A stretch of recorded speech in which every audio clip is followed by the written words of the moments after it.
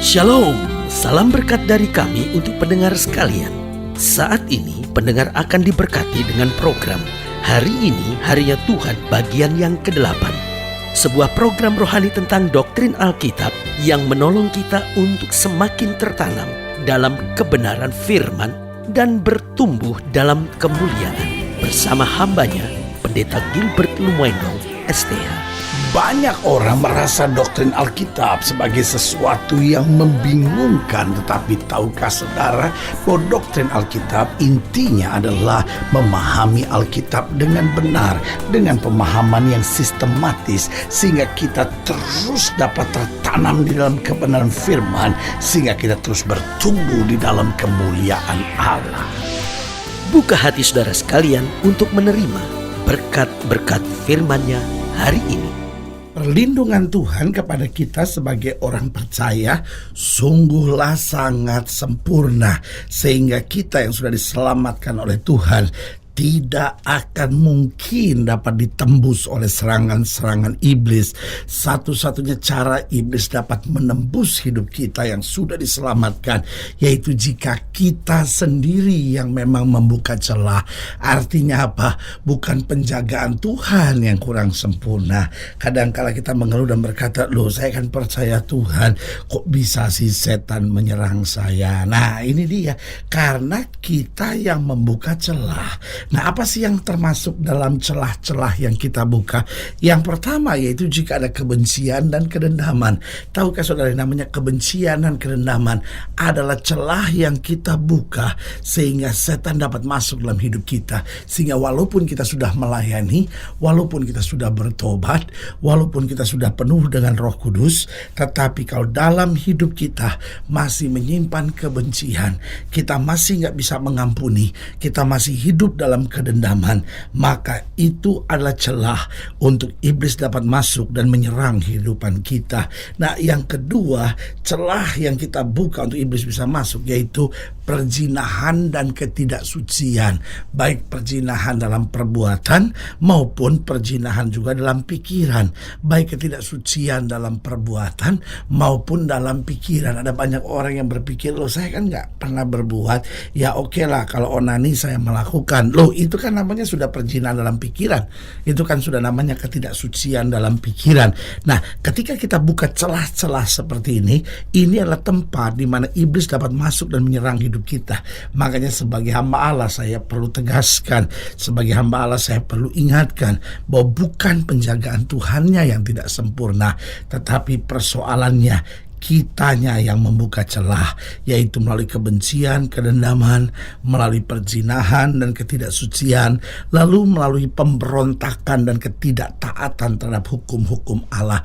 Betul kita mencintai Tuhan, betul kita mengasihi Tuhan, betul kita sibuk dengan kegiatan-kegiatan rohani, tetapi saya khawatir ada pemberontakan dan ketidaktaatan terhadap hukum Allah.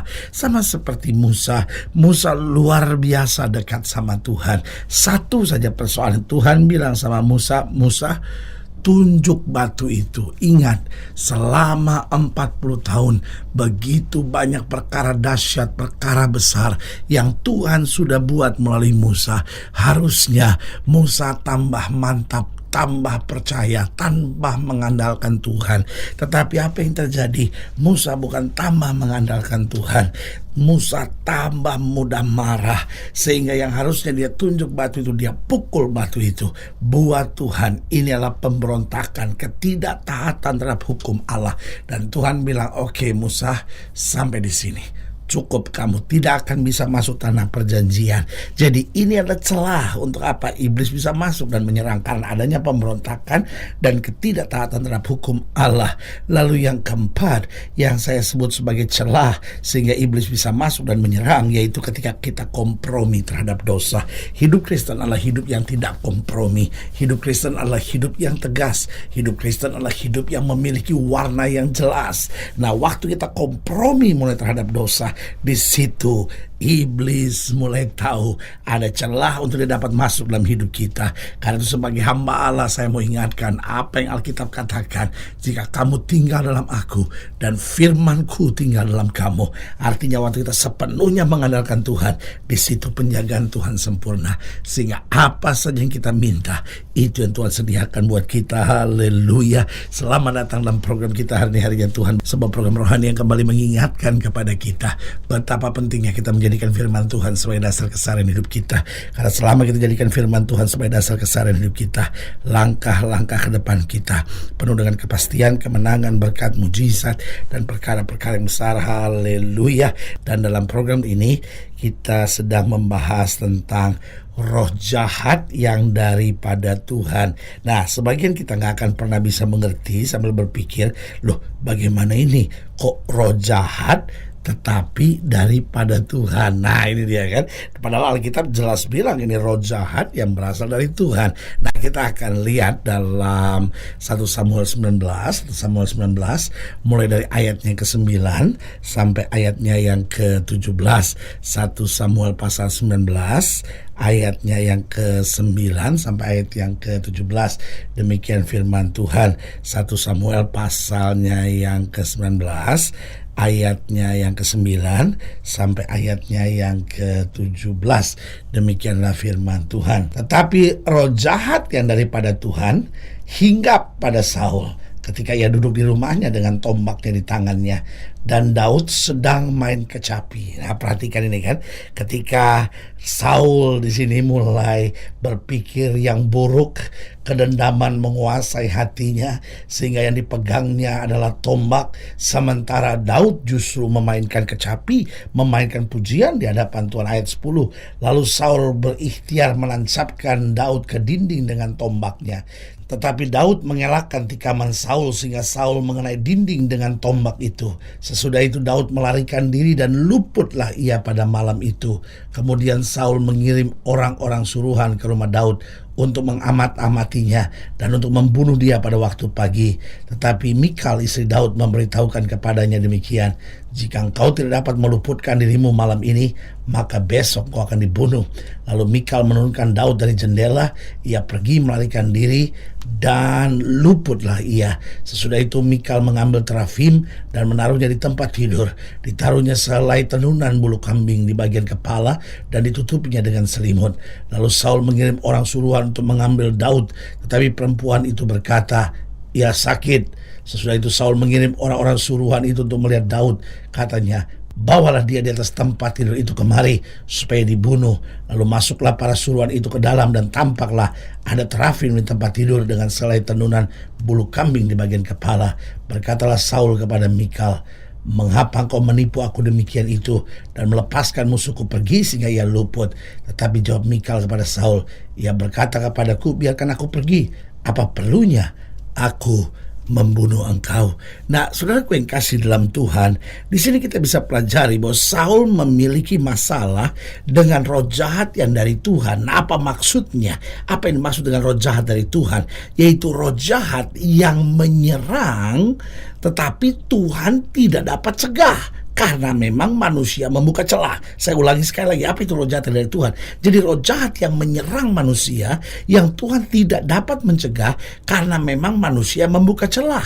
Nah pertanyaannya kalau itu terjadi, bagaimana bisa keluar? Yang pertama saya pelajari yaitu dengan pujian dan penyembahan. Itu sebabnya setiap kali roh jahat yang dari Tuhan itu datang, maka pujian penyembahan dinaikkan dan kemudian roh jahat itu keluar. Karena saudaraku yang kekasih dalam Tuhan, pujian penyembahan di sini penting untuk kita dapat mengarahkan pandangan kita sepenuhnya kepada Tuhan.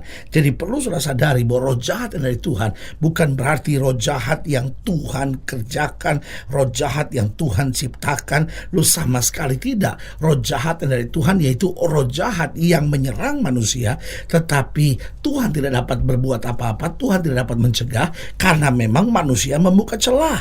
Ingat, Tuhan adalah Allah Allah yang maha kuasa, tetapi Dia telah memberi kebebasan free will kepada manusia. Artinya apa? Selama manusia memegang free will itu, Allah tidak pernah akan memaksakan kehendaknya.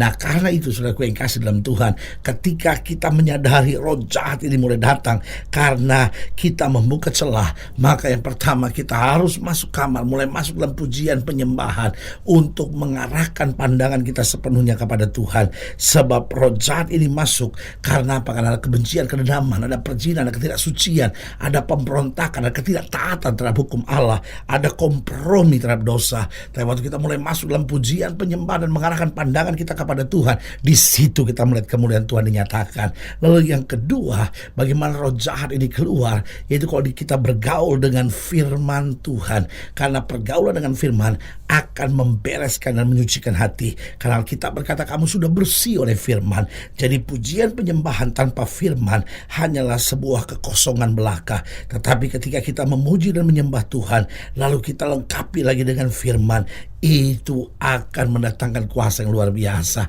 Lalu yang ketiga, kita harus membuang iri hati dan kebencian. Kita lihat kenapa roh jahat itu masuk, karena mulai ada iri hati, mulai ada kebencian. Sehingga apa yang terjadi? Saul mulai memegang-megang tombak, merancangkan yang jahat. Kenapa? Memang ada iri hati, memang ada kebencian. Tetapi ketika kita membuang kebencian dan iri hati, di situ kasih karunia Tuhan mulai dicurahkan. Dan yang keempat, bagaimana agar roh jahat itu keluar, yaitu jika kita mau melayani Tuhan dengan yang terbaik. Artinya kita nggak mau lihat kiri kanan, kita nggak mau banding-bandingkan dengan hal dunia, tetapi kita hanya melayani Tuhan dengan segenap hati, hidup dan jiwa kita. Di sanalah kemuliaan kuasa Tuhan dicurahkan. Lihat saudaraku yang kasih dalam Tuhan, setan sudah nggak punya kuasa lagi dalam hidup kita, tetapi dia mau tetap coba untuk menyerang kita. Jangan buka celah, karena waktu kita buka celah, di situ dia akan menjajah hidup kita kembali. Tetapi waktu kita memuji, menyembah, bergaul dengan firman, membuang iri hati dan kebencian, lalu melayani Tuhan dengan yang terbaik, disitulah kemuliaan Tuhan dinyatakan. Haleluya. Saudara yang kasih dalam Tuhan, jika saudara ingin dilayani lebih jauh, hubungi kami melalui telepon, hubungi kami melalui surat, kunjungi website kami, karena kami ada untuk membawa Bapak Ibu saudara senantiasa lebih dekat pada Tuhan dan mengalami kasih kuasa mujizat yang luar biasa. Secara khusus melalui program ini juga saya mau berdoa buat setiap saudara yang sakit, setiap saudara yang berbeban berat, karena saya percaya bahwa bagi Allah tidak ada perkara yang mustahil. Nah, saudara-saudara yang didoakan secara khusus, boleh taruh tangan kanan saudara di dada dan kita akan berdoa. Mari kita berdoa. Bapa, dalam nama Yesus, hamba doa buat yang sakit, hamba doa buat yang berbeban berat, hamba doa untuk setiap mereka yang sedang menghadapi masa-masa yang sukar, karena hamba percaya bahwa bagi Allah tidak ada perkara yang mustahil. Bapa, hamba juga doa untuk setiap pendengar sekalian yang sedang taruh tangan kanannya di dada butuh mujizat Tuhan. Hamba berdoa di dalam nama Yesus, Tuhan jamah, sehingga tidak ada lagi kami buka celah untuk kuasa roh jahat, tetapi kami buka celah bagi kuasa Roh Kudus untuk menguasai hidup kami seluruhnya. Di dalam nama Yesus kami berdoa. Haleluya. Amin. Saudara yang kasih dalam Tuhan, kita sudah berdoa. Ingat, Allah tidak pernah lalai menepati janjinya. Inilah saatnya buat kita untuk bangkit, bersemangat, bersuka cita dalam menghadapi segala perkara, karena kita tahu Yesus hidup, Yesus berkuasa, dan selalu menyediakan yang terbaik buat anak-anaknya. Doa saya menyertai saudara. Sampai berjumpa pada program berikut, dan jangan lupa jadikan hari ini harinya Tuhan. Haleluya.